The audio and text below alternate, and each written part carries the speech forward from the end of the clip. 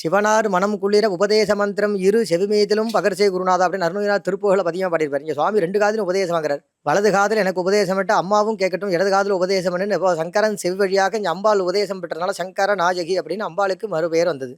அர்த்த மண்டபத்தில் முருகப்பெருமானுடைய அர்த்த மண்டபத்தில் இடது பக்கத்தில் அகத்திய பெருமான் இருக்கார். தந்தைக்கு நீ என்ன உபதேசம் செய்தியோ அதை எனக்கும் செய்யணும் அப்படின்னு அகத்திய பெருமான் உபதேசம் பெற்று முருகனை தியானம் பண்ணிட்டு இருப்பார். எல்லா ஆலயத்திலும் அகத்திய ரூபம் பார்த்தீங்கன்னா ஒரு கையில் கிண்டி ஒரு கையில் ருத்ராட்ச மாலை இருக்கும். இங்கே முருகமான சண்டையில் இருக்கிற அகத்திய பெருமான் இடது கையில் ஓலைச்சுவடையும் வலது கையில் சின்முத்திர காமிச்சு முருகனை தியானம் பண்ணிட்டு இருப்பார்.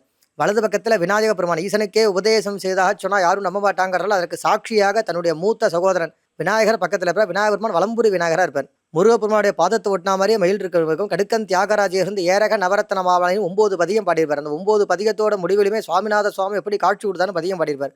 வண்ணமயில் வாகனா பொன் ஏரக பதியில் வளர் சுவாமிநாத ஒரு சுவாமிங்க வண்ணமயில் வாகனத்தில் பொன்மையமாக காட்சி கொடுத்ததாக பதியம் பாடிப்பார். சுவாமியோட பாதத்தை ஒட்டினா மாதிரி இங்கே மயில் இருக்கும். அருணகிரிநாதர் எல்லா ஆலயத்துக்கும் திருப்புகழ் பதியம் பாடியிருப்பார். முருகனுடைய தோற்றத்தை வச்சு அங்கே பதியமாக பாடியிருப்பார். இங்கே முருகனுடைய தோற்றத்தை அழகுங்கிற வார்த்தை அவருக்கு தென்பட்டு இருக்காது. இங்கே உள்ள முருகமான தோற்றத்தை பார்க்கும்போது அவருக்கு முதல்ல அழகு தான் தென்பட்டு அழக திரு ஏரகத்து முருகோனே அப்படின்னு இங்கே பதியமாக பாடியிருப்பார்.